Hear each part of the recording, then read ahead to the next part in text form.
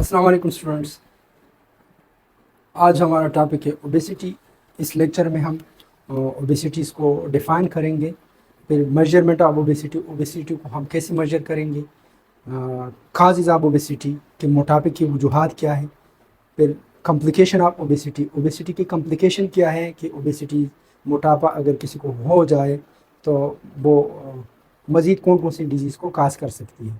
Sign symptom को discuss करेंगे कि ओबेसिटी या मोटापे के जो निशानियां हैं, अलामात है, वो क्या होते हैं, और फिर प्रोटोकॉल, मैनेजमेंट और ट्रीटमेंट पे बात करेंगे। तो आए अपने टॉपिक की तरफ। ओबेसिटी क्या है? ओबेसिटी एक मेडिकल कंडीशन है, तो इसको हम डिफाइन करेंगे कि obesity is a medical condition in which the body weight increase due to accumulation of more amount of fats in the body। अब इसको हम मेजर कैसे करेंगे? तो इसके लिए एक स्टैंडर्ड स्केल है जिसको BMI कहा जाता है। BMI stand for body mass index. और बॉडी मास इंडेक्स में हमारे पास कुछ जो कांस्टेंट वैल्यू है उस के साथ हम कंपेयर करेंगे किसी भी जिस्म के या किसी भी इंसान के ओबेसिटीज़ को देखने के लिए कि फॉर एग्ज़ाम्पल अगर ये नॉर्मल है, अंडर वेट है, ओवर वेट है, ओबेज है, ओबेसिटी है। तो आइए देखते हैं कि हमारे पास अगर हम BMI इंडेक्स निकालते हैं, तो अगर हमारे पास BMI इंडेक्स की वैल्यू आती है लेस देन 18.5, तो ये हमारे पास ओवर वेट नहीं होगा, ये हमारे पास तस्वुर होगा। अगर वैल्यू आ जाती है 18.5 से कम, तो ये हमारे पास अंडर वेट होगा, ये कम वज़न होगी। अगर BMI की वैल्यू हमारे पास आती है 18.5 टू 24.9, तो ये हेल्दी है, ये वैल्यू हेल्दी है, ये जो बॉडी है ये हेल्दी है, फिट है। अगर हमारे पास BMI की वैल्यू आ जाती है 25 से लेकर 29.9, तो ये ओवर वेट है। अगर हमारे पास BMI की वैल्यू आ जाती है अबाउट 30, ग्रेटर देन 30, तो इसको हम ओबेज या ओबेसिटी कंसिडर करेंगे। अब हम डिस्कस करते हैं कि ओबेसिटी होती कैसे, क्या वजूहात है, कौन सी रीज़न है जिसकी वजह से ओबेसिटी हो जाती है। तो वो हमारे पास नंबर 5 जो है, मोर ईटिंग कैलोरीज देन कंजप्शन, ज़्यादा खाना खाना। अगर किसी भी इंसान को अपनी ज़रूरत से ज़्यादा मकदार में अगर वो खाना खा लेते हैं तो फिर उनको ओबेसिटीज़ हो जाती है। नंबर 6 हमारे पास है फैमिली इनहेरिटेंस। ये ऐसे फैक्टर है कि ख़ानदान में जो है वो एक पर से दूसरी पर तक या एक इंडिविजुअल से दूसरे इंडिविजुअल तक ओबेसिटी ट्रांसफ़र होती है। और उसकी असल वजह ये है कि जो जिन के ख़ानदान में ओबेसिटी जेनेटिकली ट्रांसफ़र होती है, तो उन लोगों के जिस्म के अंदर जो मेटाबॉलिक एक्टिविटीज़ है, मेटाबॉलिज़म है, वो काफ़ी स्लो होता है, जिसकी वजह से उनके जिस्म में ओबेसिटी हो जाती है और वो वज़न गेन करता है। थर्ड नंबर फैक्टर जो है वो हमारे पास है लाइफस्टाइल। और ये ऐसे फैक्टर है जिसकी वजह से बहुत सारे लोग जो है ओबेसिटीज़ के फेस करते हैं। ओबेसिटी में लाइफस्टाइल का या लाइफस्टाइल चॉइसेस का बहुत अहम किरदार है। तो अगर हम इस फैक्टर को काबू करेंगे तो इंशाल्लाह ओबेसिटी से हम बच जाएंगे। तो उसमें हमारे पास लाइफस्टाइल चॉइसेस में हमारे पास पहले नंबर पर जो फैक्टर है वो अनहेल्दी डाइट। ऐसी ग़िज़ाएँ जो हमारे जिस्म के लिए ठीक नहीं रहती, ऐसी ग़िज़ाएँ जिसमें फैट्स और कार्बोहाइड्रेट्स का मकदार ज़्यादा हो, फॉर एग्ज़ाम्पल जैसे कि फास्ट फूड है और जंक फूड भी इसको कहा जाता है। ऐसी ग़िज़ाएँ खाने की वजह से ओबेसिटीज़ हो जाती है। दूसरे नंबर पर हमारे पास जो फैक्टर है लाइफस्टाइल चॉइसेस में, वो हमारे पास है वो फिज़िकल एक्टिविटीज़ का न होना। ऐसे लोग जो फिज़िकल एक्टिविटी कम करते हैं और वो एक्सरसाइज नहीं करते, तो ऐसे लोगों को भी ओबेसिटीज़ हो जाती है। नंबर थर्ड फैक्टर जो है लाइफ स्टाइल चॉइसेस में या लाइफ स्टाइल में हमारे पास है स्ट्रेस।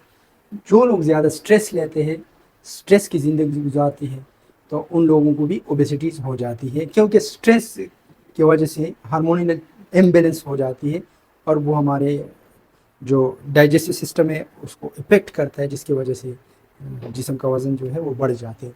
نمبر 4 فیکٹر ہمارے پاس جو ہے وہ ہے لیک آف سلیپ۔ ایسے لوگ جو زیادہ دیر تک جاگتے ہیں اور وہ کم سوتے ہیں تو ان لوگوں کو بھی اوبیسٹیز ہو جاتی ہے۔ اب ہمارے پاس جو 4 نمبر کاز ہے اوبیسٹیز کا، وہ ہمارے پاس ہے ہائپوتھائرائڈزم۔ یہ بھی ایک میڈیکل کنڈیشن ہے، ایک ڈیزیز ہے، اور اس ڈیزیز کے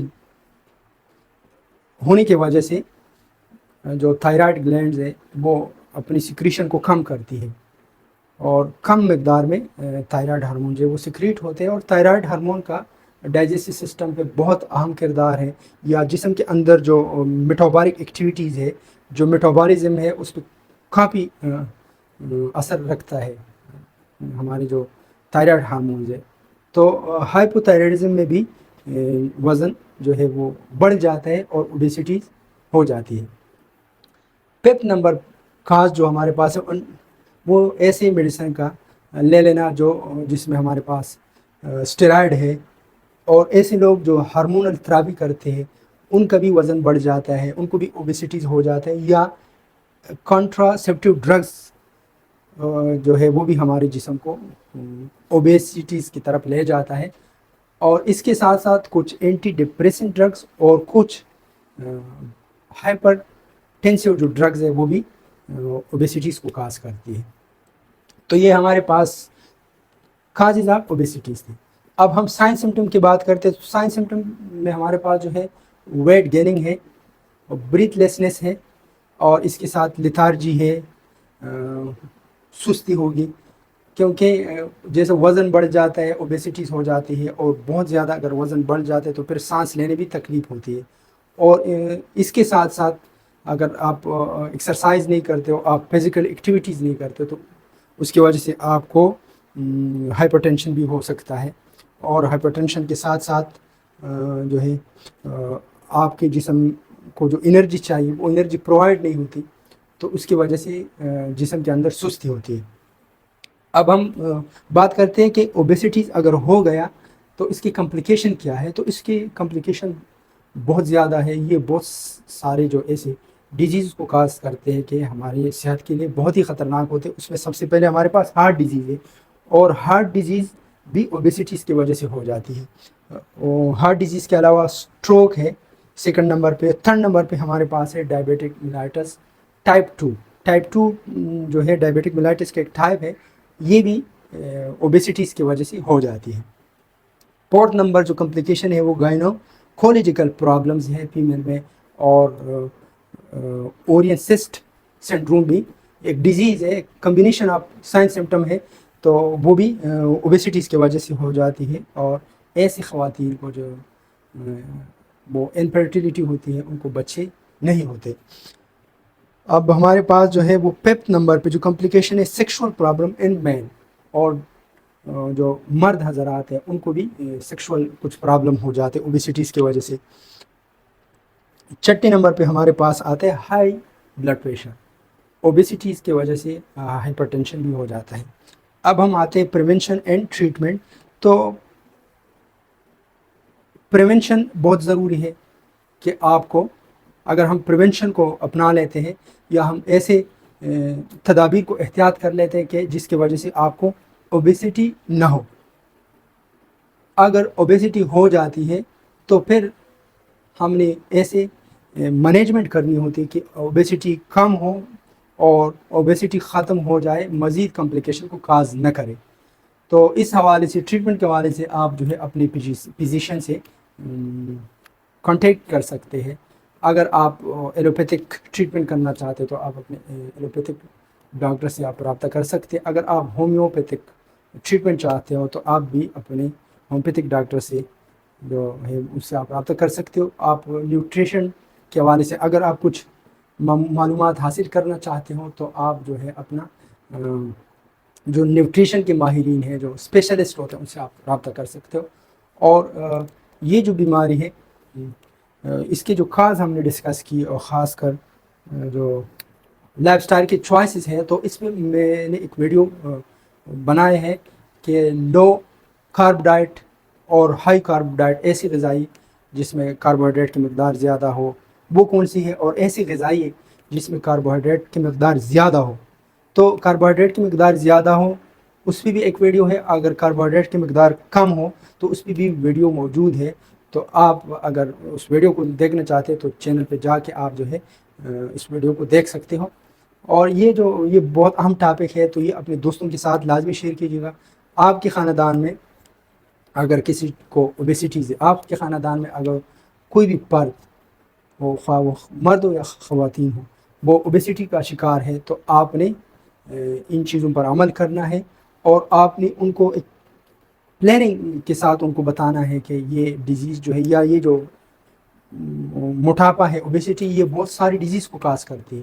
تو اگر آپ ان کو ایجوکیٹ کرتے ہو تو، کیونکہ اصل میں انفارچونیٹلی لوگوں کو اس کے بارے میں اویئرنیس نہیں ہے، ایجوکیشن نہیں. تو اگر آپ ایجوکیشن دے دیں گے، آپ اویئرنیس دیں گے، کمپلیکیشن کے بارے میں بتائیں گے، تو لوگ ایسی چیزوں کو فالو کریں گے کہ ان کی صحت کے لیے اچھی ہوں، ان کو اوبیسٹیز نہ ہو. تو اپنا خیال رکھیے گا، اور انشاءاللہ اگلے ویڈیو تک انتظار کیجیے گا. والسلام.